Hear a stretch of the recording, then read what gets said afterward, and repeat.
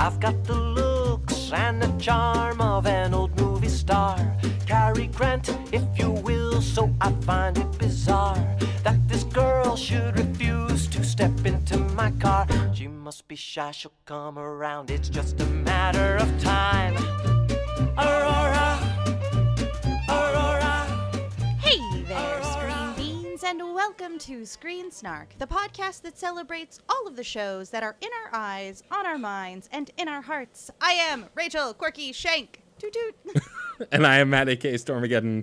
I didn't know we were on the podcast Making train a little, today. oh yeah, ooh, I love it. I made a little toot noise, you know, whenever you're trying to, signal semis when you were a kid on a road trip. Exactly. I did that, so just toot toot felt right. I mean, I'm glad you explained it because the listeners can't see it, so, you know. Yeah, they're just like... we can, huh? But, you know, because this is What's a audio toot medium. toot about?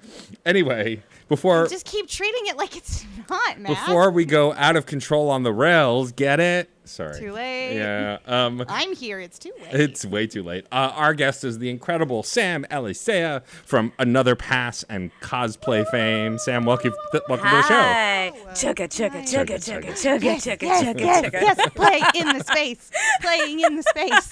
I'm on this train. Let's do Aha. this. Thank you for hopping in the toy box with me. I will all the time. Let's do this.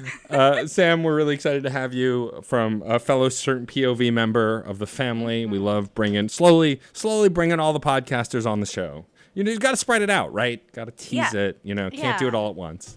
Absolutely. You leave them wanting more of that certain POV, which you can be a part of on our Discord server. Wow, a plug early on. Wow, yeah. Ooh, zag. Impressive. Zigzag. Serpentine motions. I think the movie that I just watched has also really messed with my brain. Oh, did it So- did it just destroy your brain? Okay. In a fun way. Okay. So don't worry. Oh, Yeah. that's good. Well, I just finished it before we started recording, so I'm processing it in real time. well, let's get right into it. I, of course, am going to go first, as always, and talk about the most recent thing I have watched. And that most recent thing is The G Word with Adam Conover. So, for those who are not familiar with Adam Conover, he is a comedian who I've been a fan of for a long time, who used to have a show called Adam Ruins Everything that started out as a sketch, I believe, on Funny or Die, and then grew into its own show. I watched it obsessively. It got canceled suddenly because the network it was on didn't think it was good anymore. I don't know. They did stupid, bullshitty network stuff. Yeah, they also Yeah. canceled the Chris Gethard show. Yes. So Yeah, they are not good at making those. But then I found out very recently he had been doing a podcast for a while, and he had been on TikTok doing a lot of the same spiel he did on Adam Ruins Everything, because he actually just happens to be a really smart dude as well as very funny. But then announced that he is doing a show called The G Word on Netflix, which is a 6-episode show about government. Timely as all get out right now, and it was filmed in 2020, I think, or 2021. But it is in partnership also with former President Barack Obama's production house, and he makes an appearance on the show, and it's Adam doing his Adam Ruins Everything thing, but with the government and parts of the government. And it was actually I expected it to be tongue-in-cheek like his old stuff, and just kind of poking the holes in what we know and showing, but it does actually bring solutions and suggests change. And that was really interesting, especially when they talk about disease and obviously talk about COVID-19 and the poor response to it. And then when the last episode, instead of being just another topic like Adam Ruins Everything, the last episode was a summation of the other 5 episodes and what we can do to help. And it talked about getting involved in local government and starting on the small scales, how you affect the larger change and things like that. And while considering the last few weeks, hell, the last few days, as of when we're recording in this country, and not feeling very hopeful, this show did restore some hope. And he even breaks the fourth wall a little bit and talks about how hopeless he's felt and how he knows there's no big summation, neat bow way to wrap things up, and is very honest with the audience, even during between the comedy stuff. And so I actually really enjoyed it. I'm a fan of his work. I've been for a long time. He's a dream guest for autographs, which who knows if that'll ever happen. But like, he just seems like a really smart, cool dude. I'd been a fan. He does an indie podcast where he talks about like indie games and interviews developers, which I've listened to a lot as well. He just seems really knowledgeable, and the show is really, is entertaining. If you like Adam Ruins Everything and things like that he's done, or his podcast Factually, you will enjoy the G Word. It's more of the same, but just focus. It's less narrative. Like, Adam isn't a character. Adam is very much himself, but playing it up. But there's no like narrative. It's just him exploring these things and him actually getting a lot of FaceTime with actual like government officials and people who would take interviews and stuff. And so it was entertaining and it was educating, and especially considering what's been going on lately, it felt even more important. And so I was very much entertained by it. I didn't expect it to only be 6 episodes, so I didn't think I'd blow through it as fast as I did. But I think each episode was only also 30 minutes, 35 minutes. Like, it was, Yeah, was shorter. That feels about as long as like an Adam Conover topic like should take. Yeah. I mean, Yeah. he tends to do them pretty quick. His TikTok videos tend to be like 2 to 3 minutes, and he he talks fast, he blazes through stuff. But yeah, it was good. That said, I know, considering what's going on with Roe v. Wade, the recent shootings and all of that stuff, if you don't have the stomach to watch this, I totally get it, because it's obviously was made before that and can't speak to that stuff, though they do allude to this kind of shit happening. And I get that. I had started it before, like a little bit during this stuff, and it actually felt like a good escape. But if you don't want to engage with that right now, totally valid, because as I've learned over the last few weeks, it's up to you how you engage with this stuff. Ultimately, we want change and want to affect change, but also if you need to hide under your covers for a day or two, completely valid as well.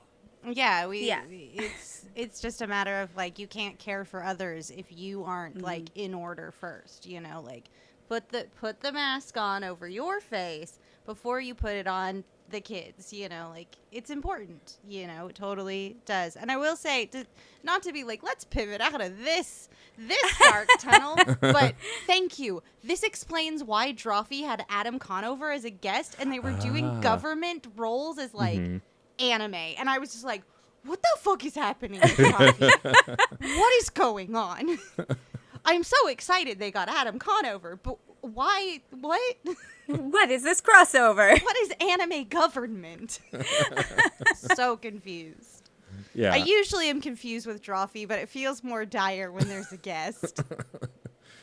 Yeah, he's been promoting it a bunch, and I'm glad that it came out. I hope he does more. I mean, I was really sad when Adam Ruins Everything ended, because I really liked I like his style of comedy, and it's so hard to find good comedians who actually, don't punch down. But Adam's been punching up for a while, and like, of course, with the pandemic, like, he was starting to tour, I think, right before the pandemic started, and then obviously couldn't. And so it was nice to have a show with him in it again. I hope he'll do more stuff. I really like his brand of comedy, and like, sketch is tough, right? Like, people are either really in or not. I find like there are people who aren't casual sketch fans. Like, for example, we watched an episode of The New Kids in the Hall because they rebooted the show. It was okay. Like, I really like those guys. I think they're very funny, but the first episode at least felt very, very dated a little bit. But like, I think the thing is with sketch, the wackier it is, you have to either be in 100% or you're not at all. Like, there's no middle ground with enjoying sketch comedy. Oh yeah, and it's such a weird space to live in. It's like, you're either gonna get like mid sketch, or you're gonna get stuff like I Think You Should Leave, which is just like iconic. Yeah. So that's like the gamble you're taking. You're like, am I gonna be bored, or am I gonna be like psyched? And like, this show did like little sketches, but also between the sketches, instead of just Adam talking or there being narrative, it was him actually, like I said, meeting with actual professionals in the government or experts or people who could like share actual, like, there were like little mini reality show vignettes of him actually being on site with people, which was really great. And I think added to his style of storytelling with comedy. It was clearly, there was no intent of like, let's make Adam a character in a wacky world. Nope. We're just going to expose the bullshit the government's been putting us through, and then some. Let's make this character just like scold his friends about guacamole. Yeah, exactly. Yeah. So yeah, so I think it's worth a watch as long as you have the fortitude for it. Otherwise, maybe, wait a few weeks. It's not going anywhere. It's on Netflix. But I did get insight. This is fascinating and relevant to our show. Adam gave insight on his TikTok about how they score the success of Netflix series. Apparently, it's how many people watch it within the early windows of its release, and also how many people binge it. So if there's a show that you really like that you want to see get renewed or additional seasons, watch as much of it at once. I mean, I don't do that. This I watched over a few days, but like that was fascinating to hear that that's actually a metric they track, which I figured, like how many people binge something. Yeah. Which is a whole other problematic measurement just because like we should be binging less, I think, but that's neither here nor there. Also, Netflix. Yeah, I know. Yeah. I know. They're still giving Dave Chappelle money, so they're fired. But anyway, all that Netflix. yeah, they've made some poor decisions. Yeah. Yeah. Well, Stranger Things season, I forget. 4, I think. Coming soon. Yeah. I haven't watched any of that show, and I probably never will. I ordered Domino's pizza for dinner, and ads for Stranger Things was on my pizza box. And I was like, oh, yeah, it's that time of year, isn't it? Apparently so. It's the season. But yeah, so those are my thoughts on I love that. on this fun but informative show. Yeah, I appreciate that because it's on my list, but this week was not the week for me. Like I was like, I might, and I was like, no, I don't have the bandwidth for this, so it's not. But I appreciate that you're letting me know that it can be hopeful by that last episode. So maybe next week I'll check it out. Yeah. Yeah, I think that like ultimately it like clearly Adam wants to affect change. It's not just this show. Like again, he partnered with Barack Obama. Barack Obama is in the first and last episode, and like he has a frank conversation with him at some point. And so like it's clear that the design of this was to try and not only educate but like affect change, which is so hard to feel like is possible right now. And so I think more than ever, a show like this is important. And it seems like Adam's not just trying to be like, hey, check out my thing, marketing. It does seem like he's genuinely invested, and he ties like stuff back to his own podcast that he's been doing independently. I think it's on Earwolf maybe, so not super independent, but like it seems like he's trying to make something of this. It's not just like, here's a thing, I did a funny, go check it out. Like he seems more invested than that. Again, I don't know him personally, so it's hard to know, but like that's the gist I get just based on what I've seen. I just don't think someone who's been so dedicated to like educating on like interesting, often uncovered topics would keep doing it just for like giggles, you know? And especially because like he does come so well researched. Like, I feel like he's the video essayist that made it the most mainstream. Like that's just kind of how it feels. I mean, more or less, yeah. So yeah, those are my thoughts on this show. Amazing. Well, Matt. Yes.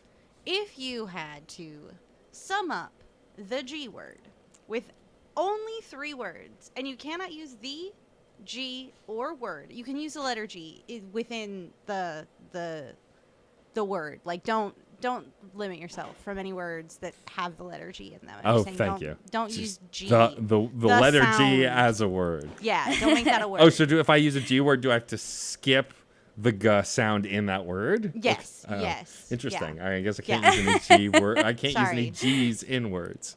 No, but you can use G's in words. So if it's like thing, you can do that. It's fine. I don't have to go thin because I can't say the G. No. Okay, G's are allowed. Just this bit has gone can't- way too long. No, yeah, for sure. Describe it.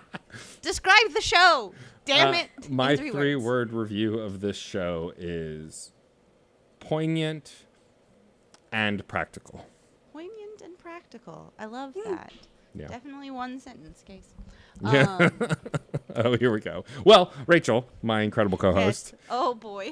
What is the most recent thing you have watched? Because I feel like you're back on your absolutely specific BS because you're making faces. I'm on a different BS. Oh, really? Okay, interesting. I'm on a fantastical BS that's also like holy socks. So, hey Matt. Yes. Hey, Rachel. Hi. Hello. Hi. Welcome to the show. Thanks. You remember the last movie we saw in theaters together? Yeah, wasn't it the first Sonic movie? Yeah, I watched the second one today. It's so good. I love it. I love it so so much. bananas. I can't believe they're trying to like sneak in a wedding rom-com in the middle of this. I literally kept forgetting that there was a B plot in Hawaii, and every time they went back to it, I was like, oh, this shit again? Give me back to the Hedgehog, damn it. Yeah, but that B plot, at least the characters in it were so much better than the first movie. Like, they had shit to do. Definitely so. Like, this was much more fun, but boy, oh boy, my brain hurts from just being like, but why? And They also... I forgot to turn my brain off on it, okay? And that was my fault. And I blame myself. Let me tell you, they crammed so much video game bullshit into this movie. It's glorious. It's absolutely fun. I watched it with an inner child being like, that baby would love this so much. Be like, I want to watch Sonic 2 again. Oh, yes. Like, I haven't watched it since it came to digital, but I've wanted to. Will love it. Babies, you're going to love this one. Gonna love it. Oh, man. It did get a little misty at the end. So, yeah, of course. Like, it still got my heart, but boy... Heart on, brain off, you gotta. You can't think about like, okay, but what's the logic of... No logic here. No, you can't. No. It's terrible. Don't even try. Oh, but it was so colorful. It was so silly. I couldn't believe that both title sequences, the Sega one and then the other distributor or like producer, they looked so much like Marvel entrances, and I was just like, oh no, this bodes so poorly, and just dropping Marvel references left and right. Oh my god, so many. So many. At least it's not Zillow, so like that's fine. That's true. Oh boy.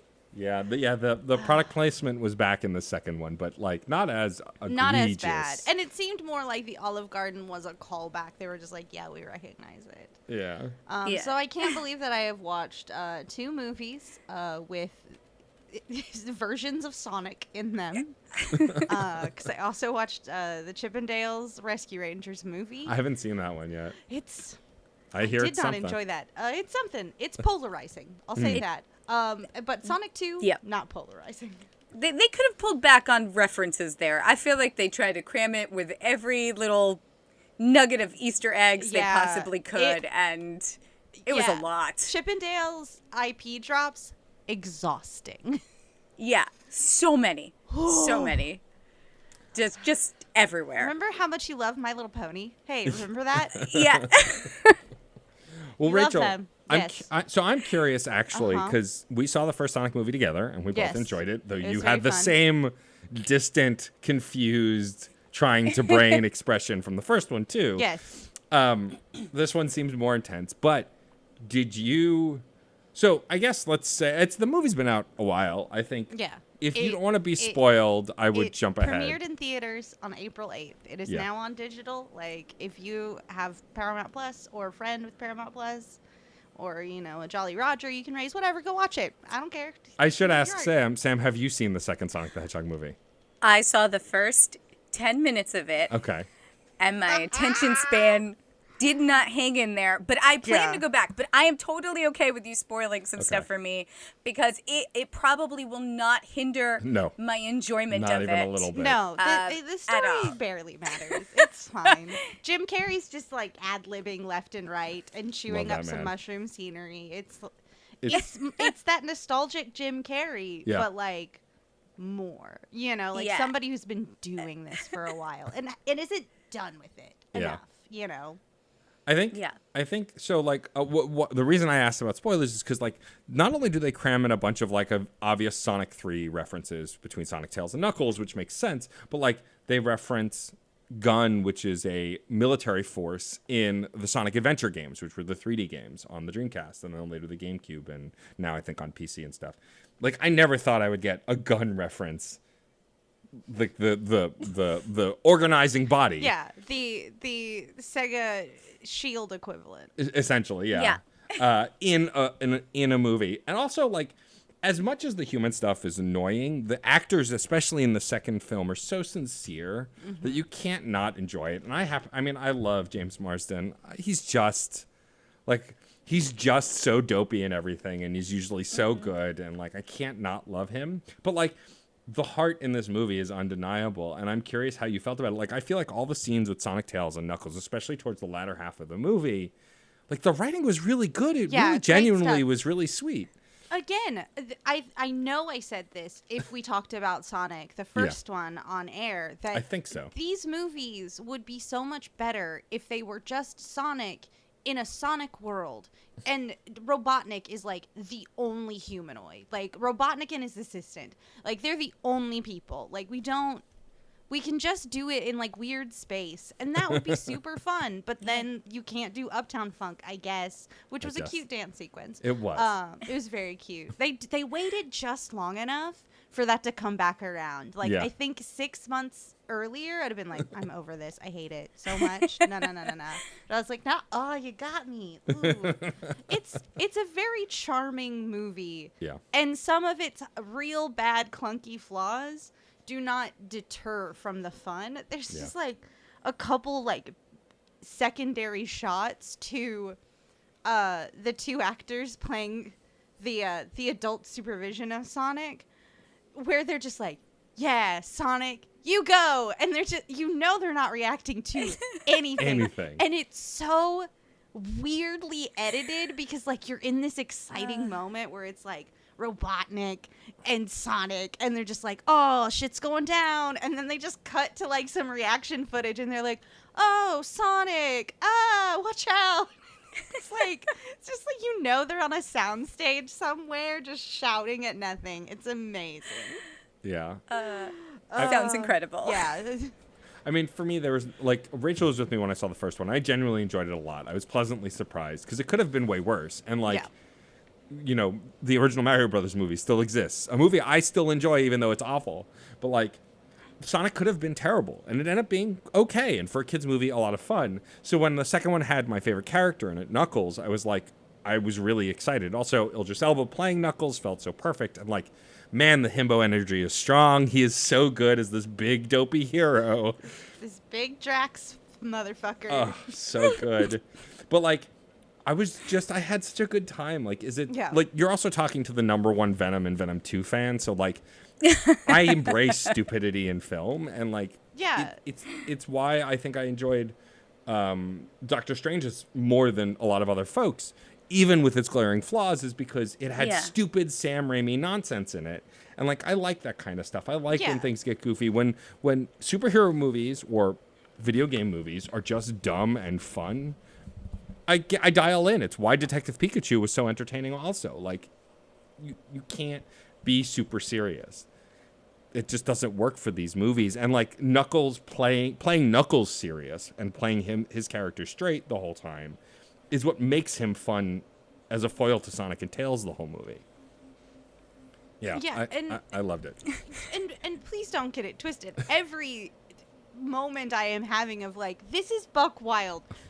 Why is the wedding? Why is this even like on a story level thing? Like, I think you just decided you wanted this set piece and went, fuck, how do we write ourselves into this one? I don't know. Woof. Magic Avalanche. I'm gonna start using Magic Avalanche to describe any time a movie is like, how did this movie know what the movie was gonna be before the movie actually did what the movie's supposed to? Like, how did all of these agents know to be in a spot that was completely random and not planned by any of the other characters within this universe? How did this happen? I love it though, because I'd rather walk away from a movie being like, that freaked my bean. And I feel lost, but like fine with it. Yeah. More than just like, okay, that was fine, that was mid or whatever, or something that's just like so cynical. There's so much innocence and joy in this, and like Ben Schwartz's Sonic is just so charm. Good. Everybody is like enjoying themselves, even if some of like the lines are super clunky, and that they made this with like entertaining children in mind. And I can't ever be mad at a dumb movie that's like, this will make kids giggle. The chili dogs are funny. And that ends with like a really sweet idea of like finding a new family and like growing up and you know, like, and being patient. They're like, it's cool to still be a kid and like have fun. The world doesn't have to fall onto your shoulders right now, but when it's time to, you'll be ready for it. So like, don't worry, bud. Yeah. You know, it's really sweet.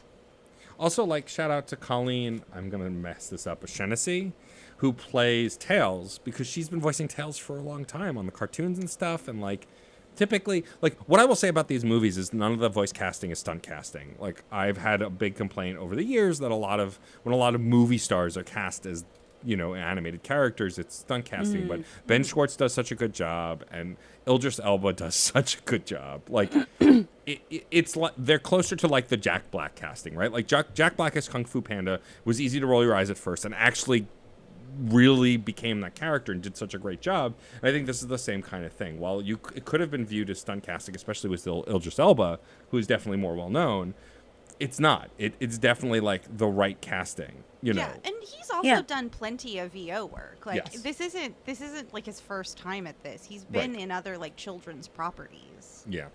Yeah, for sure. I'm just really happy that it's something that's entertaining. It could have very easily not been. And like, I also am a diehard Sonic fan, which is like, so I was going to find joy in it no matter what. But the fact that I don't have to like be ashamed that I like this thing, which I don't really feel shame for liking things much anymore anyway. Yeah, God loves bad movies. So should you. It's true. But like, I like even the post-credit scene, like, did you understand the post-credit scene? Oh, Rachel? What's really funny about the post-credit scene is my partner either heard it piecemeal or is fucking Nostradamus, but was like, I think they're gonna cut back to Gun and then Shadow, and it was like, and it happened in that order, and I was like, What? who are you? Are you an alien? What's happening? How did you know? How did you know what the movie was gonna do before the movie did what the movie was doing? Yeah. Magic avalanche. My favorite thing about that moment is previous guest in front of the show, Kenneth Shepard, not only being a diehard Caden fan from Mass Effect, but is also a dyed-in-the-wool super fan for Shadow the Hedgehog. Like, loves that character. And so I knew he had seen it before I did. And so in the theater, right after that moment, I'm texting him in all caps, like, oh my God, I saw it. And he's like freaking out. And like, that's such a fun moment to have. Because I just like, I think it's Jeffrey Fowler, has like said he wants to make a Sonic connected universe and wants to bring the world of these games to the movies in their own way. And so I knew we would see Shadow eventually. I just, because he's a very popular character. I just didn't think it would be at the end of the second film. Like, it's just That's wild how they to drop me. Tails on us. So like. Yeah, I know, it's true. Yeah, it's wild. I'm glad you enjoyed it. Did you have a favorite moment or a favorite bit from it? Oh boy. Or is it just all a blur? I Blue mean, blur. You know how I feel about the like gotcha moment where it's like, oh, we gotta fight. Yeah. It's a dance fight. Yeah. That Like, is your just bit. That's your I- bit. It's so stupid. It's so It's so stupid. And the guy's tattoo chest of himself. It's like, this is some wrestling nonsense. Stop it. I love this. It was very silly. Amazing. It's nuts. Love it. Well, Rachel, Oh, God. if you had to sum up Sonic the Hedgehog 2. Why do I do this to myself? Oh, by the way, to give you a little more time, I love that the movie poster for this movie, they aped the original Sonic the Hedgehog 2 video game art of like Sonic and Tails with the 2 and Robotnik grabbing the 2. Like, Yeah. the most brilliant piece of marketing they did for the whole movie was that, because that's exactly what we wanted. Anyway, Rachel, if you had to sum up Sonic the Hedgehog 2 in just 3 words without using the words Sonic the Hedgehog or 2, what 3 words would you choose? Big magic avalanche. There you go. Done. Super There you simple. go. There you go. I've Need you say minted it more? as a concept, and that's Yeah. what this is getting. There you go. Listen, I'm sure Sonic would love to run that. Yeah. Yeah. It's true. Yeah. I am sad that we missed the opportunity to be like, well, snow's just like more solid water. Sonic hates water. I mean, yes, Sonic can't swim. It's canon. Hates it. It's canon. I can't believe they They worked used in that the... really well, though. Oh my God, they worked in the Sonic swallowing an air bubble bit. I didn't ever think. There are literally moments in this movie, you have to understand, Sam, that are straight out of the video games. Like set pieces and all. It's wild. Yeah. Never in a Amazing. million years, I thought. Yeah, this movie loves these games. Like, it loves these games so much. So much. Well, I can't wait to complete it. Yes, I believe in you. You can do Yeah, it. But you're gonna get the high score on this movie. I am. But now, Sam, it is your turn to tell us what is the Oh, most no. recent thing you have watched. Not my turn. So actually, I have been dealing with a case of the SADS. So my focus has been so all over the place. And I was like, kind of like panicking. I was like, you've got to watch something. You've got to watch something because you're going to go talk to Rachel and Matt and you have to have something to watch, right? But then I remembered that Rachel is constantly talking about this show here on Screen Shark. And I decided Oh, no. to watch Owl House. Yes! And I got Amazing. through I got through the whole first season. Rachel has now run off. They have left their chair. They're screaming in the background. Vindication. Oh, it is so charming and delightful. And it was like, honestly, exactly what the SADS needed this week because it was like the only show I could focus on. Like I'm so without glad. having to like skip and go to something else. It's like so, I mean, okay. Yes. It is made for children. Yeah. Like, that's out there, okay? We know this. Anyone who's listening to this podcast, so heard Rachel talk about it, knows that. Yeah. But, like, such good reaffirming lessons. Like, even stuff that I just needed to hear this week. Like, you know, like, basically, like, don't be in a rush to learn the things that you want to learn. Like, and don't compare yourself to others. And, you know, it's great to be yourself. And, like, this non-conforming idea. And it's just so lovely. And then the characters are wonderful. And they're just the right amount of mean to each other. But, like, with love.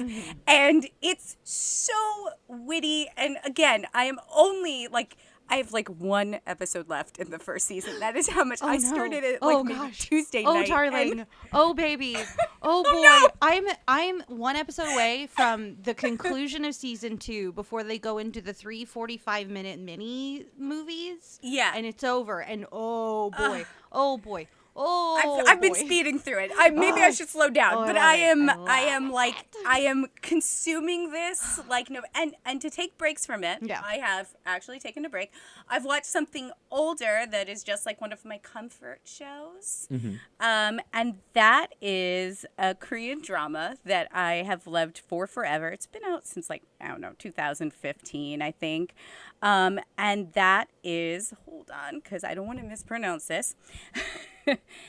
It's one of those moments where you're like, oh no. It is, and actually you can watch this probably anywhere you find K-dramas. It is on Netflix. Cool. And it's also on Viki. So if you don't have Netflix anymore because you canceled it because they decided to air Ricky Gervais, you can also watch this there or probably any legal site, which I know of, but I'm not telling you them because I don't want anyone taking them down. This is Strong Woman Do Bong Soon. And it is one of the most fun K-dramas out there. It is about a very small, tiny girl who inherits, I mean, she's a woman, but she inherits this magical power from her family. It's like passed down through the ages, and only the female of her family have this power, and they have super strength. And so she's done everything in her powers to kind of like hide how strong she is because she has this crush on this guy, and he said that he liked dainty girls. And so she tries to hide it, and then this guy who's the CEO of a video game company actually sees her beat up these gangsters and basically like figures out that that's like amazing, and he's like totally enchanted by her. Also, one of my favorite tropes, the male protagonist falls in love first, or whoever's going to be like the straight-laced person falls in love first. That's one of my favorites. So he's like totally enamored with her, just totally ready, like, and basically he hires her to be his bodyguard because someone's trying to kill him because he's supposed to inherit the fortune, like his father's fortune, and he's got like Interesting. 3 other brothers. And so the whole time, though, he gives her an internship at his job because she doesn't want anyone to know that she has superpowers and that she can do this. And people are like, you can't be around him. Like, her crush is like, you can't be around him. He could be dangerous. And he's like, me? Dangerous? Do you see what she can do? And she's like, shut up, shut up, shut up. And it's just so funny. It's filled with so many fun characters. And there is like a weird serial killer plot, which is important because because we want to throw everything at the wall. Yeah. This is a Obviously, K-drama. of course. Let's go. Yeah, throw everything at the wall. And he's actually, it's this guy who's been kidnapping women in the area where she lives. And they've gone missing. And what ends up happening is there's a final showdown between her and the kidnapper. She's the hero of this entire story. She is like 100% the hero. And the male protagonist, who's the CEO, actually has to learn to accept the fact that she's going to put herself into danger and accept the fact that she has this power. Like, if he wants to be with her, like, she actually at one point, like, goes to walk away from him. Like, I'm sorry, this is what I'm going to do. Like, this is who I am. And, like, he decides, like, no, it's not worth it breaking up with her just because she's powerful. I have to accept her for who she is. Aww. So it's got this really amazing message, and it's filled with so much comedy. It makes me laugh, and it is definitely one of my comfort shows. It's only 16 episodes, so you can get through it pretty easily. That's usually my jam. I really like to watch anything under 24 episodes. I'm like, I don't want to go beyond that. And I would highly recommend it for anyone because it's a lot of fun. I love that. Yeah, it's my comfort, and you can watch it almost anywhere. It sounds hilarious. I looked up the promo art for it. It's very funny. It's the female lead with the two guys in a headlock. Like, yeah. It's very good.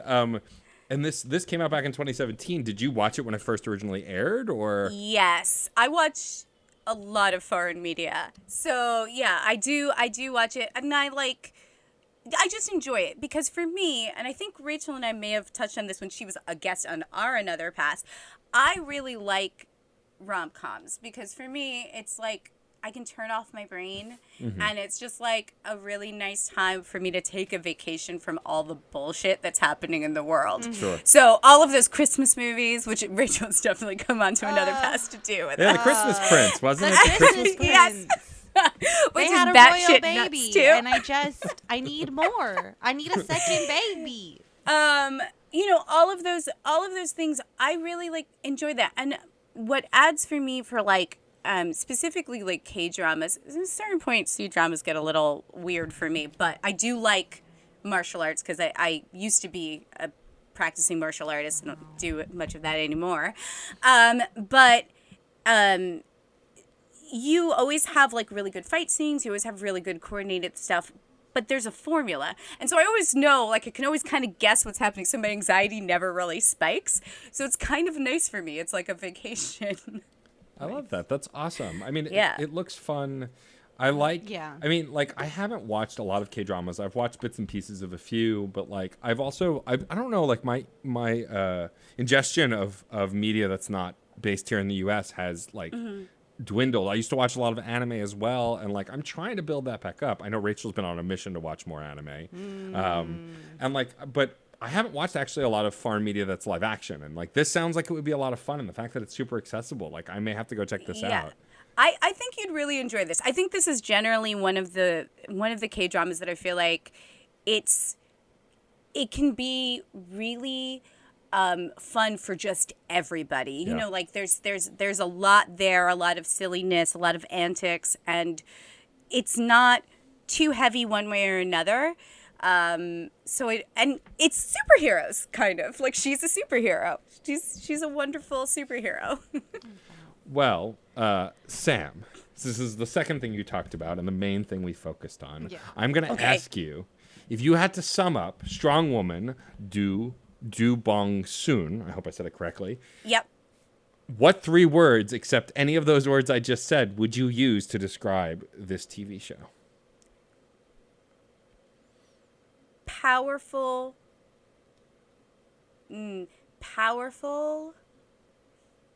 hilarious, peanut. Okay, there it is. Way to Powerful, bury the lead hilarious there. peanut. Love it. They don't have to be a sentence. They don't have to Wow. make sense. Perfect. I'll accept that one should get like a dot, Yes. dot. Yeah. 'cause- Well, now on to the part that's about you, Sam. For those who are not familiar with Sam, Sam is the co-host for Another Pass here on CertainPOV. Yes. She co-hosts it with Case Aiken, who's a previous guest of the show as well. And you came into the show, I don't even remember what number episode it was, but a while into its run. So I'm curious, Yeah. Sam, because I don't know that we've gotten to ask Case this. Like, how did that come about? I know you and Case have known each other a long time. You cosplayed together for many years, but like, how did you Yeah. get involved with Another Pass? So, Case and I have been friends for a really long time. We used to cosplay together. We met through a mutual friend. Like most theater people, we both ended up working in restaurants, and we had a mutual friend that worked, in his restaurant, and then switched to my restaurant, and then we all became friends. And then we did cosplay in New York Comic Con. And so Case and I have always gone back and forth debating things, as you're getting dressed, because we usually have like huge groups of people going to Comic Con. It was ridiculous, our groups. One time we had 17 people as an X-Men group. Like, I've seen those photos. They're very good. we could not even get through the front hall of NYCC. Like, we were just standing around as the Danger Room X-Men, just in our blue and golds, just standing there for people to take pictures for like 40 minutes. And then we were like, no, we have to move now because our legs hurt. But so we've always kind of like talked about this, debated about stuff. And I guess he was doing Killing Joke on the podcast, one of his guests. And he was like, I really want to have someone who's female come in and talk about this. I want to have a woman come in because the movie is traumatizing. Yeah. Wow. Not good. Wow. It is not good. You done did a lot of hate at a woman. Yeah. It sucks. Hey, don't. Oh yeah. Oh boy. Yeah. No. And I had never seen it before, and I was like, okay, I'll go on. And I'm watching it, and I was like writing these notes, and I was writing them in all capital letters, and like sending the pictures to Case. But as we just, we did that episode, and he was just like, wow, you did a really good job. I'd like you to come back for, like, a second episode, and, like, maybe not something that's, and I was like, fine, but it can't be traumatizing, because I'm never going to get over that episode. And so we kind of discussed that, and then I saw the second Wonder Woman movie.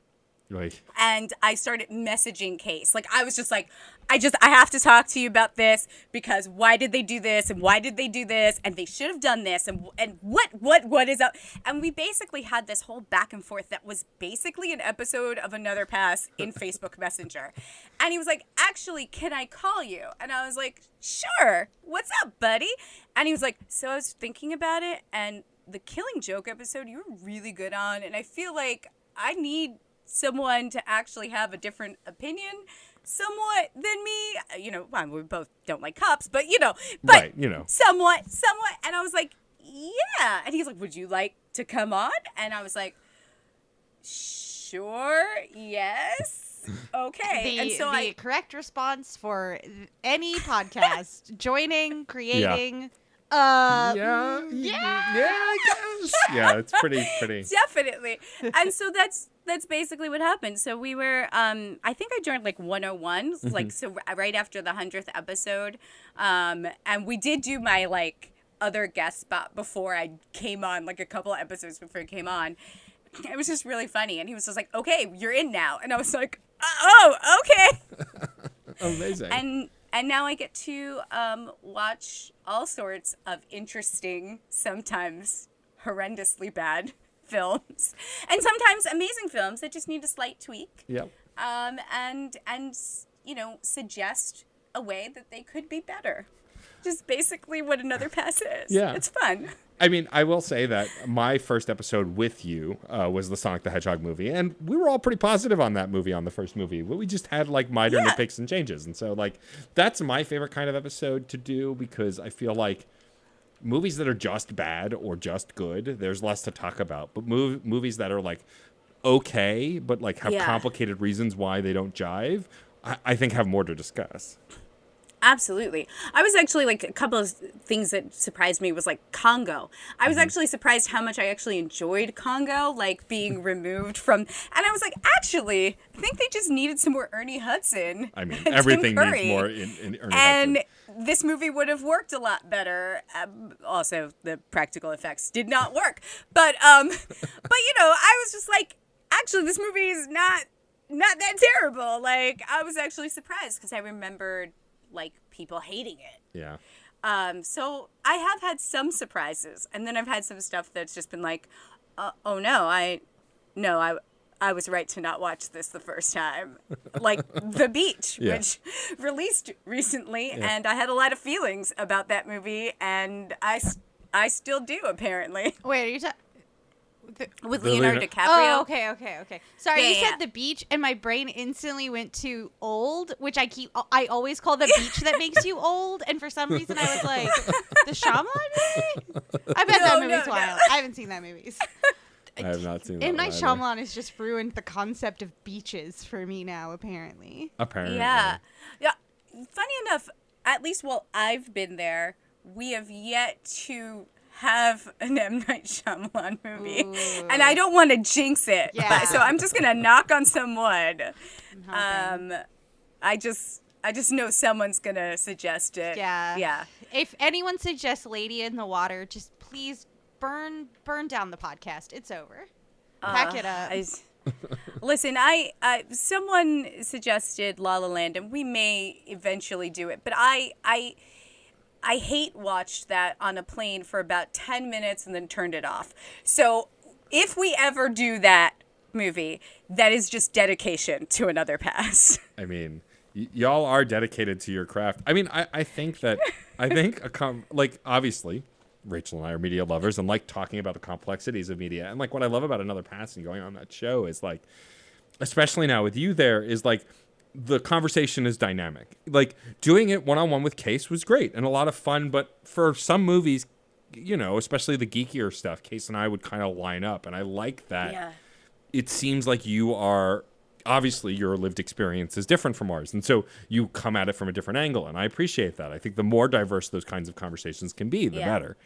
And also, anyone who can get Case off of Beowulf at least once in a while is very needed. Yeah, like, that's true. I love my friend dearly. Friend, if you're listening, I love you. But he does love his Beowulf, and he loves comparing everything to Beowulf. And to be fair to him, a lot of things are based on Beowulf. Yeah. Yes. However, there's only so many times I can hear, this person's really the Grendel of this story. Amazing. Oh, really? Oh, really, Case? Oh, you Really, don't say. It's could be worse. He could compare everything to Jacob's Ladder. I literally did that watching the Sonic 2 movie. I'm not kidding you. The moment that he like, wakes up on the beach, like the beginning of the third act, I was like, and the rest of it was just a dream he was having because he's dead. Because he's died. It's over. He's dead. It's all a Jacob's Ladder moment. He's hallucinating. Oh, I love that reference. Could be. Could be. Maybe you were. Maybe Sonic 2 didn't happen at all. They didn't explicitly say that it wasn't a death dream. You don't know. How would you know? You don't know. You know, how can you know if any movie isn't just a Jacob's Ladder situation? If they don't It's just true. if they don't just come out and be like, "Don't worry, nobody's dead in this one." It's not a Nobody's Jacob's died. Ladder It's situation. don't worry. It's, hi, hello, it's me, Ben Schwartz as Sonic. You might be wondering, was this a Jacob's Ladder situation? It wasn't. It Don't wasn't. worry. This is for kids. That would be really fucked up if we did that. It's me. I really want Ben Schwartz to say all of that now. Yeah. Like, I want a little short with him just be like, hey. Someone buy that cameo now. Oh my God, yeah. I think you have to buy that cameo now. I'm just saying. Have it as a PSA from him. Hello, it's me, Ben Schwartz as Sonic. No, if we're getting Ben Schwartz as Sonic to say anything, it's how much he loves Screen Snark. That's what we're going to pay him to say, Absolutely. obviously. Plugs. Plugs. I'm curious, Sam, if there is a movie that you treasure that you know isn't perfect, that you are dreading having to talk about on Another Pass at some Oh, point? yes. Reveal your weakest secrets to us. So we can then That's- request it. Tell us where your Achilles tendon is. That is a really, that's a really good question because, we might actually already be heading towards that recording. Okay. As flawed as it is, I love Hercules. Oh, the Disney The Hercules? Disney Hercules, and we are probably going to do that. I'm pretty sure we are. It's a couple months from now, but I'm pretty sure that's on the docket, that it has been requested. Okay. And I am like, okay, all right. No, I have some stuff off the bat, as a kid that was obsessed with Greek mythology, but Disney's always flawed. Yeah. Do we mess with this? Yeah. Like they're always gonna kind of sanitize things and make them a little bit not what they were. So I don't know. I other than that, I'm not sure if there's another one on the in my mind. I'm sure my heart will break. It'll be like the one thing that I'm like Land Before Time or something, and I'll be like, I can't watch that because I'm gonna cry. And also, it's perfect. We don't need to revisit it. Thank you. That's why it got 30 sequels, because it was perfect. Yeah, exactly. Littlefoot went through a lot, and he went through a lot to not be criticized by me, okay? Can I tell you, it wasn't until I was a grown-ass adult that I realized Sarah was short for Triceratops. Oh, really? I really never knew that. Rachel and I have a mutual friend who's a burlesque performer named Sarah Tops, and I didn't understand that gag until she explained her burlesque name, and I was like, oh, I'm an idiot. Oh my I God, get man. it now. Burlesque recontextualized my entire childhood today. How have you been? That happens more than you would think. Yeah, it truly does. I'm now thinking of, I can't remember the performer who did Crushbone from the YouTube series Monster Factory. Oh, wasn't it Iris? Was it Iris Explosion? No. Oh, no, Iris it was the wasn't. It final was dance. Zelma. It was Zelma. And there's a funny joke where they keep modding the game to put Sonic in, and they've modded the character to have sex with characters. So there's a moment that she's just having sex with a Sonic. So it happens in this burlesque show, and I was like, my entire childhood just got real weird now. Didn't it? Fuck. Okay. That's fine. It was okay when it was they're messing with a video game and stuff. It was different when it was a real person that was like, this happened. In living memory. In living memory. Hooray. Terrifying. Terrifying. Hooray. Perfect. I won't even talk about Logan Lavaux's sexy Garfield. It's fine. Oh, no. Nope. Logan Lavaux as a burlesque performer has scarred me on a multitude of levels. It's In just, the best way. I think what she carry does, those scars yes, that's with true. pride. There is a movie that is being made that I actually never want to do on Another Pass and never want to Tell see. us, tell us. And I'm sorry, we're talking about ruined childhoods, and this is where it popped in my head. The horror Winnie the Pooh movie that I've seen stills of. Yeah. Oh, So Blood and Honey? yeah, Yes, Blood and Honey. I do not want to see that. I don't want to do it on Another Pass. I feel like it's the type of movie that might end up like sometimes I watch something, I watch a preview and I'm like, that's probably in Another Pass movie. The ambulance movie, the one Michael Bay, yeah. the Michael Bay movie. And I was just like, this preview makes no sense, and I doubt that the movie's going to make more sense. And I feel like this is Another Pass movie. I'm starting to judge things by their trailer. That's what this podcast is doing to my brain. I mean, yes. Yeah. That's what podcasting does to your brain. It ruins everything in the best way. Yeah. Oh, I gotta have takes about this now. I gotta have thoughts and stuff. What I the gotta hell? figure this out. There have been several times where, just before we start recording, Case and are like, I'll be honest with you. I got nothing for this. I have nothing. And then, like, I really will have next to nothing, right? Like, I'll be like, so I think, like, this, and that. And I'm just, like, pulling stuff out of my rear end. And then Case will be like, well, let me look at my 3-page notes. And he'll come out with such a succinct thing. And I was like, I thought you said you had nothing. I thought you said you had nothing. And that's why Case is not allowed to go first. Right, obviously. Because Case always has 3 pages of notes on everything.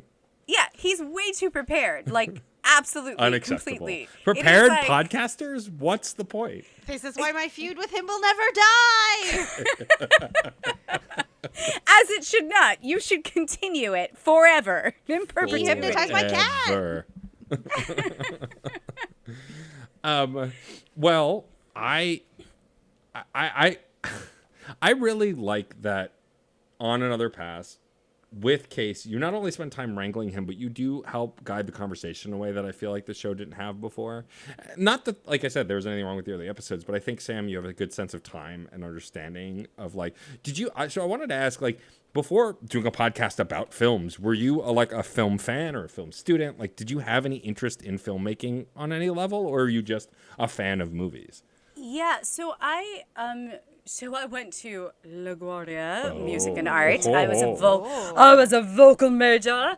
And, you know, one of my electives that I did was actually film as literature. So, like, when you can just start taking electives towards your last year because you're done with stuff. And I really loved that. And so, even as I went forward to like an acting conservatory, I studied musical theater. I watched movies a lot, and I did that kind of stuff. And I read a lot too. And I think that class specifically helped me really see every story and narrative in film, right? Like a great film will always have amazing moments. And those that feel more film school, it's because the moments aren't seamless, right? Because it feels novice to you. And like a novice did it, and they're like, oh, look what I did. But like a really great film, like Everything Everywhere All at Once. Yes, an incredible film. Which is an incredible film. Flawless.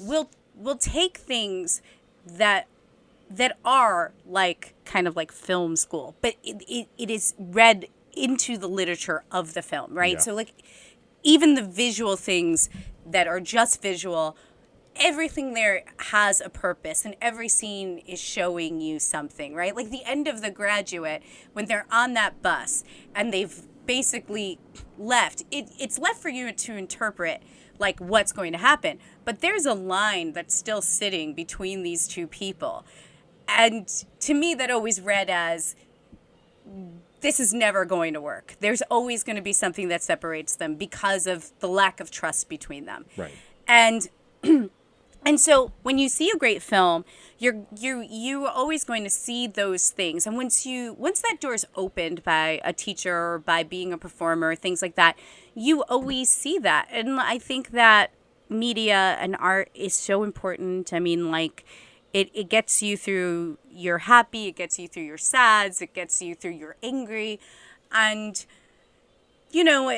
it may not always feel like it's something that's going to change the world, but we as individuals, right, we're really the force that changes worlds. And so if we can imbue ourselves with happiness and good messages and kind of have the catharsis to get through our days and then go out into the world and be better people, that's how art changes the world and how art influences the world. And so when you have amazing films with points of view, how can you not be passionate about that, know? And so I think that, like, I think silly is good. I think bad movies are good. I think anything that makes you happy is good. I mean, like, for musical theater, the trend is always that whenever there is a recession, happy musicals rule because people want to forget about their troubles. And then people will watch more thought-provoking plays in times with boon. They'll watch things that make them cry. And that's because at times where we feel healthy as people, we can go forward and, like, we can think about the other things that that maybe we are trying to ignore. And when we're unhappy, we need those things to cheer us up. And so I feel like, go watch whatever you want to watch. Don't let anyone make you feel bad. I mean, like, you want to watch all the mindless. If you want to think that Thor 2 is good, it's not. No. But if you want to think that it is, fine. Yeah. I support you in that. If you love it and you want to rewatch it a million times, as long as I am not in the room, that is on you, friend. And I support that. I think that we should let people like what they like. Yeah.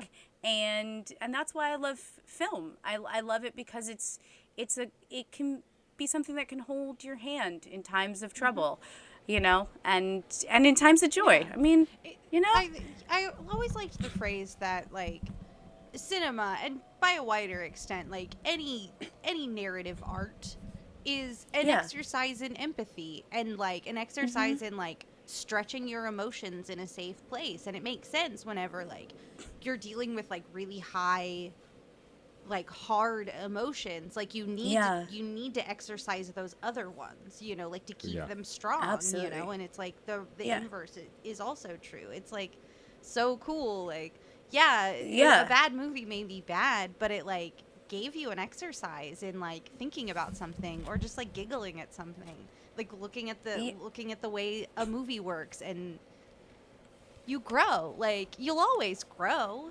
You put something in you.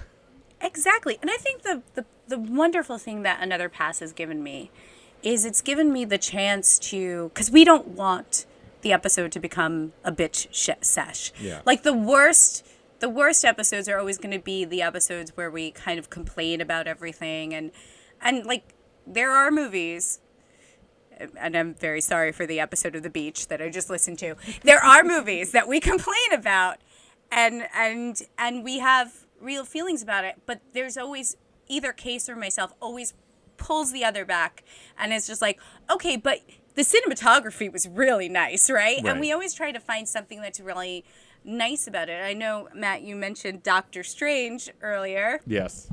And I will say, right, there's 2 time jumpy, world flipping movies we just mentioned, and Everything Everywhere All at Once, which is a long title, is a much better example of examining what the different possibilities and how that reflects on a person than Doctor Strange. Sure. However, I love a Bruce Campbell. Yeah. I love watching him. I loved Zombie Doctor Strange. I love those things. I laughed my butt off. Yeah. Do I agree with everything that was done in the film? No. No, I don't. But did I have a good time while I was in the theater? Yes. The last Star Wars movie. No. Was it a pile of junk? Yes. Yes, it was. Yes. Did I have a great time? Yes, I did. I Have a went great into time the going, movie. and the ship is in the water just the right way for the knife to work. Yeah, listen, I went into the movie and I looked at my boyfriend and I said to him, this movie is not going to be good, but I am going to have fun. Yep. And I'm going to enjoy every minute of it. And he said, really? And I said, yes. And I did, because I just put my mind to it. And I was just like, yeah, bring on the Porgs. Let's see the Ewoks. Yes, let's do it all. All these fan calls. Yes, give it to me all, JJ. You weirdo, you little man who just likes to recycle shit. Let's do it. And I think So that bad at endings, buddy. You're so bad at so them. bad. You're so It bad always at goes endings. poorly for you, bud. I think it's just he's a people pleaser. That's Yep, sure is. that's my thing. I think he just wanted to make everyone happy. You want Ray and Ben to be together? They are, but don't worry, you don't want to? He's dead. It's fine. They're not together. Like just like the best of all worlds. Like I just worry about his children. Does he ever say no? But I will say that, like, it is good to just be able to enjoy things and to not take things too seriously, but then to be able to appreciate things when it is so magnificently done is a gift. Yeah, no, I agree. I feel like the people comparing look, I loved Everything Everywhere All at Once. It was brilliant. It made me ruled. cry twice. Like, it's phenomenal. Bagel. But all the people Yeah. who are online, like, I have to compare this to Multiverse of Madness because they're both multiverse movies. I'm like, you're missing the point. Nobody saw, like, look, I won't say nobody. I did not go see Multiverse of Madness to see the best multiverse movie ever. I went to see it to see Sam Raimi's camera work, to see Evil Dead style nonsense, to see Bruce Campbell. Like, I knew what I was getting from that. And was it perfect? No. Like you said, Sam, like they missed a lot of things. And like Wanda's arc is frustrating to me. But did I think she still looked badass? And there were some awesome fight scenes? Yes. There was a better path to get us there, you know? Right. And it wasn't, and it honestly wasn't a difficult path. You just needed to like let it sit for a little bit longer. Yeah. Like, but it's one of those things that, like, the things I found fun about it had nothing to do with that misstep, right? And but also Everywhere All at Once is all about its narrative and each step, and like that's such a perfectly plotted movie from start to finish. It's just a different kind of film, and I like them both equally for different reasons at different moments. And I think ultimately, Sam, it sounds like what you're saying is that like we just let people enjoy things, and that doesn't mean we can't critique either. But I think there's no reason to be cruel. You can critique things intelligently, but just going, that movie sucks, then you suck, doesn't solve anything. Yeah. And what I love about Another Pass is it endeavors to never do that. Yeah. I think, you can say something to the effect of like for me, like just going back to Doctor Strange, because I think it's on people's minds. Yeah, give us that SEO. Let's go. Yeah, I think the amazing thing about it and the nice thing about it is that we got a Marvel film that feels different. Yes. It has a different feel. And we Marvel more so than DC has played with different directors, but they've never really let people get fully out of the box. Like Taika, they let him play because he's very good at playing at his own game, and he is who he is, and Disney loves him, right? Like Disney, like they're like, yeah, Moana, yeah, whatever else you want to do, go, right? But I think with this felt very different, and I appreciated that because after like 20 some odd plus movies, at a certain point, like it can't just all be the Russo brothers. It can't just all be the same, because those are flawed too. Like, if we're really thinking about it, if we're really thinking about how the character development has fallen off, especially as more and more characters are in there are critiques of every single film up until Doctor Strange. Like, no matter what. There are small things, there are things that they could have done differently. I wasn't crazy about Cap going back and weird, like, I don't know, entering Peggy's life again. Turning into Joe Biden. Getting old, that's fine. Live your life. But Peggy had a life, and now you're erasing that life. And what does that mean for her accomplishments? And for me, that paradox really bugs me at the end because I'm like, but there's so many unanswered questions now. Like, how does that change your future? Like, would things just change? And if that was a different dimension, how did he get back to this one? And like, why did he come back to this one specifically to, like, bring the shield? Like, why didn't he just stay in that one and die there? And, like, okay, so this is my problem. I think too much about these things. No, and honestly, the thing that we should just appreciate about the MCU in general is it's just a miracle that this logistical nightmare turns out anything that's remotely entertaining. Like, yes, holy socks. And the thing is, it's still fun. I'm still gonna show up. I still went to go see Spider-Man. I still went to see Doctor Strange. I'm gonna go. I'm gonna enjoy myself. I'm gonna find the little bits of gems that are embedded in there because they do always manage to get the best talent to sign on. The performances are gonna be good. I think that at the end of the day, you just, guys, just have fun. And then suggest the movie to Another Pass, and we'll tell you how they could have fixed it. Yeah, exactly. And made it better, because we have all of those thoughts. All of them, especially Case. He's got a lot. They're probably related to Beowulf. Probably. Possibly. Well, Sam, thank you so much for joining us on the show. This was so much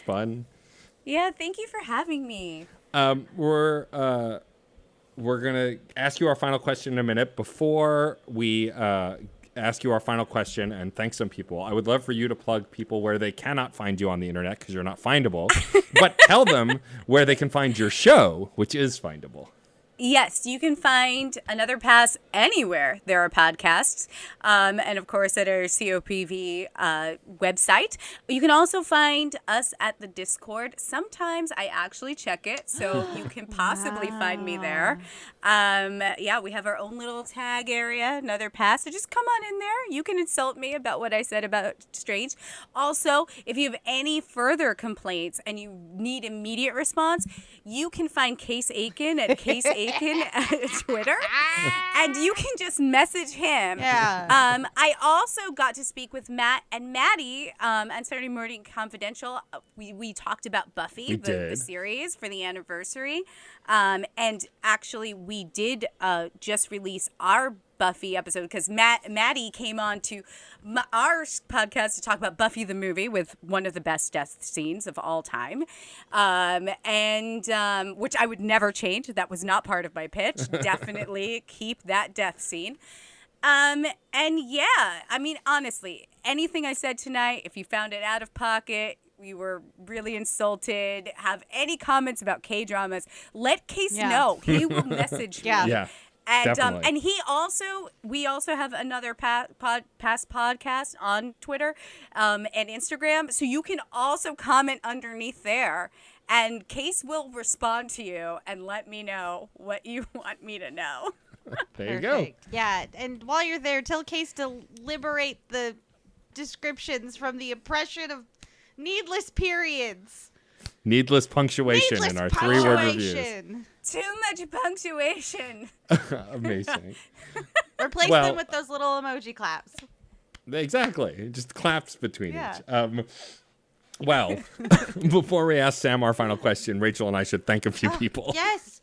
Oh, boy. Thank you so much to John Presnell for the use of the song Aurora off the album Fair Game featuring Stefan Remble. What a bop. Nailed it in one. Thank Very you. impressive. I usually do, except when I don't. Yeah. Except when you don't. When everyone hears because I don't edit it. That's true. And we'd also like to thank the incredible Katie Bug, who designed our awesome show art. We love it, and we love you. Yeah, and we'd like to thank the Certain Point of View Podcast Network for being our little found family.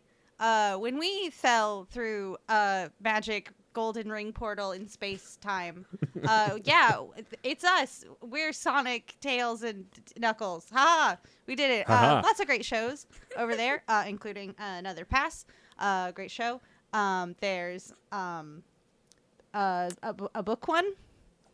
Books That Burn. And there's some game ones, like fun and games. And we love them. Reignite. That's the other game one. We love them so much. See, Rachel could look at a list. It's not like they're not listed on the website, but instead, we arduously trek towards names of shows. It's brain training. She's making sure she can recall things. This is an exercise. Obviously, this is an important part of my development as a human being. Exactly. To recall names of podcasts on our network. Obviously, it's just constantly bettering yourself by remembering things. Doing the training. One day, someone's gonna cut a whole montage of every time I do this. I'm sure. Put some eventually, bumping music under it, and everyone's gonna be like, "Do there it." It was. It's gonna be amazing. Jump on a beach, wave my arms. If you want to check out all those shows that Rachel struggled to remember, you can find them all at CertainPOV.com. You can also find a permanent invite link to our Discord server, as we said before, and join in the conversation. You can also find this show on every podcast platform. You can rate and review us there, please. It helps us get featured, and so other people can find the show. Also, if you want to reach out to us, we are at @screen_snark on Twitter. We are also screensnarkpod@gmail.com. I am DJ_Stormageddon on Twitter, and you can find Rachel at... I am Rachel Corgi. I also am... I don't know how to explain this. I have taken under my wing a lovely young and up-and-coming wrestler by the name of Charles Stunning. Amazing. If you are interested in Charles Stunning's thoughts and opinions about professional wrestling. They very recently did color commentary for Wrestler Lab's Showabunga, which is available on Independent Wrestling TV. Do it. Yeah, check that out. That sounds awesome. They did okay. Me and Charles Stunning go way back, good- and good folk. they're good folks. Definitely a completely different person from me. Obviously, the Absolutely. similarity is accidental at Just best. really love to dress the same and look the same. Okay, before we totally lose track of where we're headed, Rachel, why don't you ask our guest our final question? Yes, I shall do that. Final questions. I gotta know. The world is waiting to hear your response to this question. Sam, if you could choose any one trope that exists in movies and television to instantly and magically become true in your life, in your reality, right in this multiverse, which one would you choose? Oh boy, this is really difficult, and I was trying to think about this because I've listened to the show and I was like, oh crap. But I've decided that the one thing I want, because I think it would make the world much more peaceful and more enjoyable, is for all conflicts to be decided by dance battles. Yes! There it is. Every single one. Every single one. The bigger the bigger the argument, the larger the dance team. And that's it. And like the most that'll happen is like maybe someone will sprain an ankle or like, kind of hurt an arm from like, b-boying too hard. But like that's it. And we will have world peace after that. I'm not even that good of a dancer. I mean, like, I always considered myself an actor, singer, dancer. So that's where I stood, and I still want this to be in the reality. I always like to say I'm a competent mover. Ooh, I like that. Like, don't good ask phrasing. me to dance. Oh boy, I'll think way too hard about it, but like I can move. Amazing. Well, Sam, thank you again for joining this us. was It's an absolute pleasure. Yeah. Thank you. We are happy to have you here, and we'll have to have you back. I also want to thank, of course, my brilliant, stunning, talented, and charming co-host, the incredible Rachel Quirky Shank. And I would like to thank my big magic avalanche co-host, Matt, a.k.a. Stormageddon. That's me, the big magic avalanche. Yep. Hey, Just put it on my business card. it's a really cool visual from that movie, so it's a true. compliment. It is. And thank you, listeners, for being on this ride with us. We have a blast. We adore you, and we will see you at the movies or on a couch somewhere. Bye-bye. It's a show we didn't.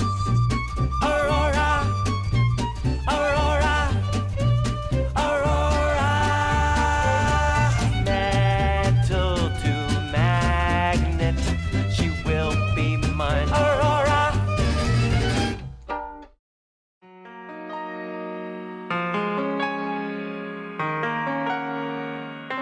Nostalgia is one of the strongest forces in the human psyche and is responsible for the continued existence of some of our favorite fandoms.